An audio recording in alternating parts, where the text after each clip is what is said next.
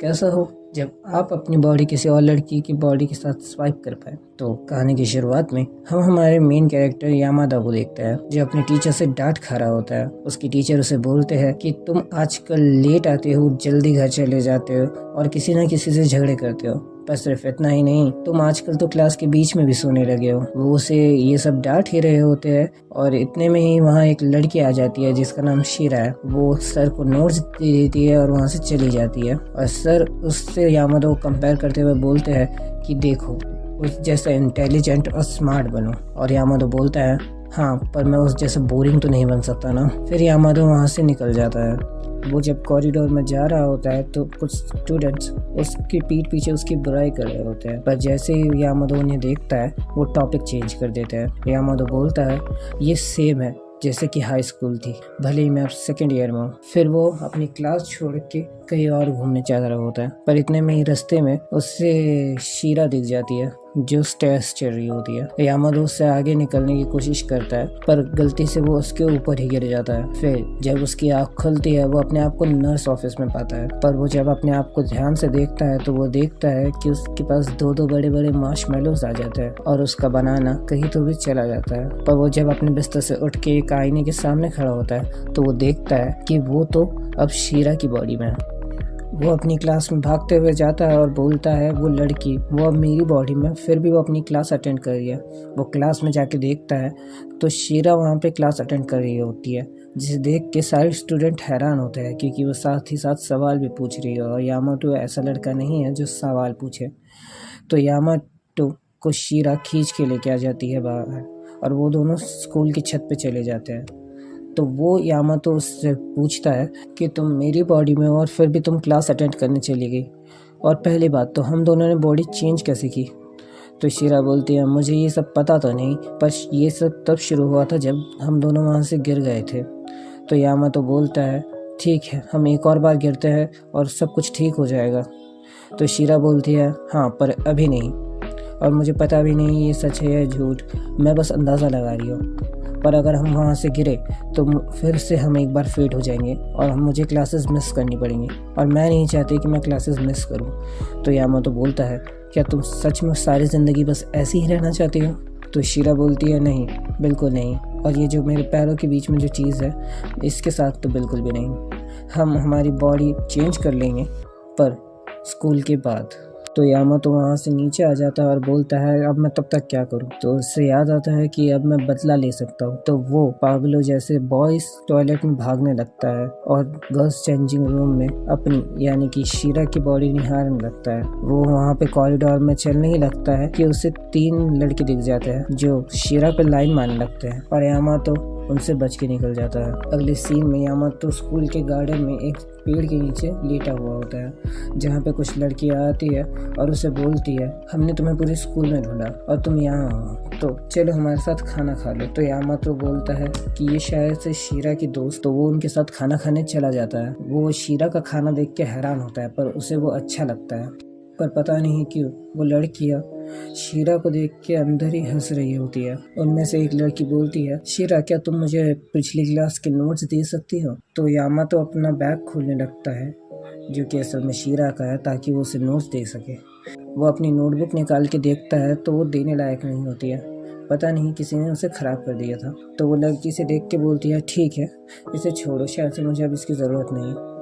अगले सीन में यामाटो शीरा के कबर्ड में जाके देखता है तो वहाँ पे वो पाता है कि सारी गन वहाँ भरी पड़ी है, और वो अपने बाजू देखता है तो वहाँ पे वो तीनों लड़कियाँ होती है जो उसे देख के हंस रही होती है।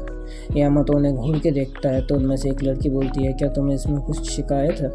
अगले सीन में यामाटो शीरा के साथ टेरेस पर होता है जहाँ उसे वो ये सब बताता है। तो शीरा उसे बोलती है चलो बॉडी स्वैप कर लेते हैं, और मुझे माफ़ करना, मेरी वजह से तुम्हें इतनी तकलीफ झेलनी पड़ी। वो अपनी मेमोरीज में याद करता है तो वो देखता है कि कभी भी शीरा अकेली ही थी, भले वो क्लासरूम हो, जिम हो या फिर क्लास के बाद साफ़ सफाई के वक्त। तो यामाटो शीरा को बोलता है रुक जाओ, हमने जैसे कहा था हम स्कूल के बाद ही अपनी बॉडी स्वाइप करेंगे, और शायद मैं अपने वक्त में उन लड़कियों को भी कुछ सबक सिखा दूँ। तो शीरा उसे बोलती है कि खबरदार अगर तुमने ऐसा कुछ किया तो चीज़ें जैसी है उसे वैसे ही चलने दो। और ये सब बात करते हुए उनमें से एक लड़की उन्हें देख लेती है।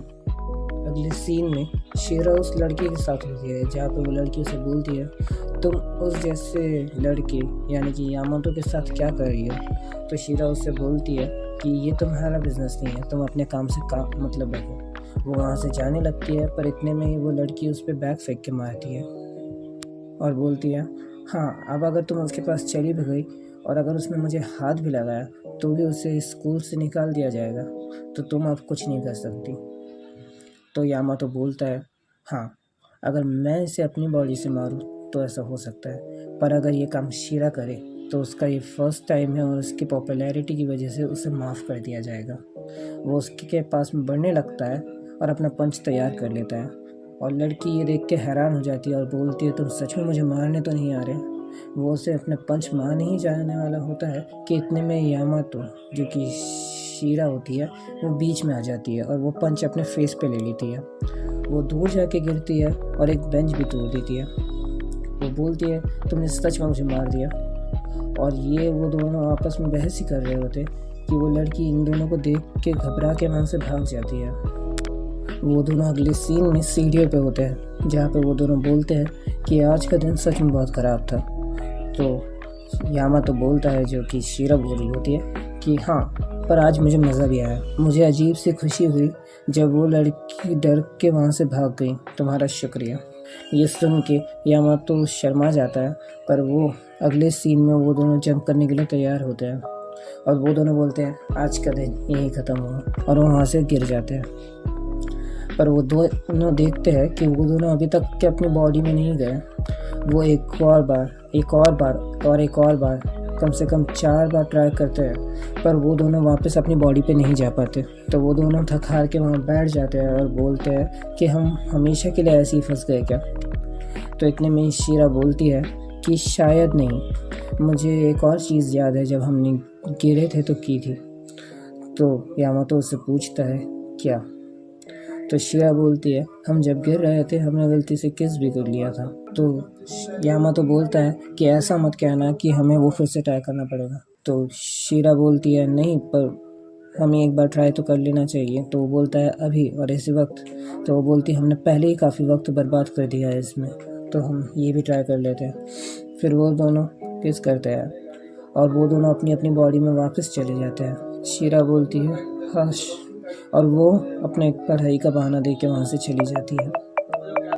पर उन दोनों को ये सब करता हुआ कोई देख लेता है। फिर अगला सीन वापस से स्कूल का होता है जहाँ पे वो दोनों एक दूसरे की बॉडी फिर से स्वाइप करते हुए हैं और यामातो बोलता है ये अजीब है, पर शीरा कभी भी मुझसे बॉडी स्वाइप करने के लिए नर्वस नहीं होती। शायद ये इसलिए तो नहीं कि वो मुझसे प्यार करती है, पर शीरा बोलती है ये ख़तरनाक हो सकता है और हम गड़बड़ में पड़ सकते हैं अगर ये किसी को पता चल गया कि मैं तुम्हारी जगह तुम्हारा एग्ज़ाम दे रही हूँ। शीरा बोलता है हाँ, मैं ये जानता हूँ। फिर अगले सीन में शीरा यामातो का एग्ज़ाम देने जाती है और यामातो खाने बैठ जाता है, पर वो वहाँ पे खा ही रहा होता है कि वहाँ पे एक स्टूडेंट काउंसिल का मेंबर मियामोटो आ जाता है जो उसे बोलता है क्या मैं तुम्हारा कुछ वक्त ले सकता हूँ। फिर वो दोनों स्कूल टेरेस पे चले जाते हैं जहाँ पे वो बोलता है कि आज की डेट का क्या प्लान है, क्या तुमने इसके बारे में कुछ सोचा है। तो यामातो बोलता है ये नहीं हो सकता है कि शीरा इसे डेट कर रही है, और वो इसके लिए मान भी गई। पर वो एक्ट करते हुए बोलता है कि हाँ, मैं यही सोच रही थी। अगला सीन स्कूल कॉरिडोर का होता है जहाँ पे वो बातें करते हुए जा रहे होते हैं। तो मियामोटो शीरा को बोलता है मैंने तुम्हें यामातो के साथ घूमते हुए देखा। तो वो बोलती है अरे उसे छोड़ो, और वो बोलता है कि वैसे कच्ची लड़की के साथ तुम क्या करोगी, तुम कहाँ और वो कहाँ। और इतने में ही वहाँ पे वो 3 लड़के फिर से आ जाते हैं जो शीरा के पास वापस आ जाते हैं और उसे पकड़ लेते हैं। तो मियामोटो शीरा को पीछे करते हुए बोलता है कि इनसे मैं निपटता हूँ। तो यामातो पीछे जाके खड़ा हो जाता है और देखने लगता है कि क्या हुआ, पर वो जब वापस देखता है तो वो देखता है कि मियामोटो पीटा पड़ा होता है। फिर वो तीनों वापस से शीरा के पास आ जाते हैं, पर शीरा अब इन सब से परेशान हो गई थी तो वो उन्हें किक करके भगा देती है। वो तो वहाँ से भाग जाते हैं, पर मियामोटो बोलता है कि मैं तुम्हें पहचान गया, तुम यामातो हो, क्योंकि मैंने कभी शीरा को डेट के लिए बोला ही नहीं था। और ऐसे किक सिर्फ यामातो ही मार। यामातो मियामोटो को कन्विंस करता है कि मैं शीरा ही हूँ, पर इतने में वहाँ शीरा आ जाती है यामाटो की बॉडी में। फिर मियामोटो उन दोनों को एक रूम में लेके जाता है जहाँ वो बोलता है तुम इस रूम का यूज़ कर सकते हो अपनी बॉडी स्विच के लिए। तो बोलते हैं ऐसे मत दिखाओ कि ये कोई परवर्ट चीज़ है, पर वो बोलता है कि तुम्हें किस करनी पड़ती है, यानी कि एक दूसरे की बॉडी स्वाइप करने के लिए। वो उसे बताता है कि ये सुपर नेचुरल स्टडीज़ क्लब है जिसका मैं अकेला मेंबर बचा हूँ। अगर तुम ये क्लब को ज्वाइन करते हो तो तुम इस रूम का जैसे चाहो वैसे यूज़ कर सकते हो। फिर वो उनसे पूछता है क्या तुम दोनों ने आज से पहले कभी भी किस किया है। जहाँ शीरा तो सीधे ही ना बोल देती है और मियामोटो बोलता है इससे तुम्हें क्या मतलब, पर वो बोलता है कि नहीं, ये मेरी फर्स्ट किस थी। फिर वो बोलता है कि शायद ऐसा हो सकता है कि जिससे भी तुम किस करो तुम उससे अपनी बॉडी बदल सकते हो। तो मियामोटो शीरा से परमिशन मांगता है उसे किस करने की, पर शीरा उसे मना कर देती है। फिर वो बोलता है कि मैं यामाटो को ही किस कर लेता हूँ। तो यामाटो उसे बोलता है कि मैं लड़कों में इंटरेस्टेड नहीं हूँ, पर वो दोनों उसे पकड़ लेते हैं और फिर वो उसे किस करने जा रहा होता है। वो बोलता है ये सब क्या हो रहा है और यहाँ पे ये पिंक लाइट कहाँ से आ गई। वो किस मियामोटो को किस करता है और वो दोनों की बॉडी चेंज हो जाती है। मियामोटो यामाता की बॉडी की तारीफ करता है और यामाटो भी उसकी बॉडी में चला जाता है। और शीरा यामाटो से पूछती है क्या मियामोटो के पैरों के बीच में भी वो अजीब सी चीज़ है, जहाँ पे यामाटो बोलता है हाँ ये हर एक लड़के की बॉडी में होती है। और मियामोटो अपनी पैंट खोल के देखता है तो वो बोलता है हाँ अजीब शब्द इस चीज़ के लिए सही होगा। वो ये सब कर ही रहे होते हैं कि क्लास के बाहर से एक लड़की जाती है जो वहीं रुक जाती है और वो फिर से किस करते हैं जिससे वो अपनी नॉर्मल बॉडी में वापस आ सके। शीरा इसी बोलती है ये मजेदार है, तुम जिससे भी किस करते हो तुम उसकी बॉडी में जा सकते हो। तो मियामोटो बोलता है कि ये मुझ पे छोड़ दो, मैं लड़की को इस हद तक कि कन्विंस कर दूंगा कि वो यामाटो जैसे लड़के को भी किस कर ले। तो यामाटो बोलता है क्यों, पर शीरा इसी बोलती है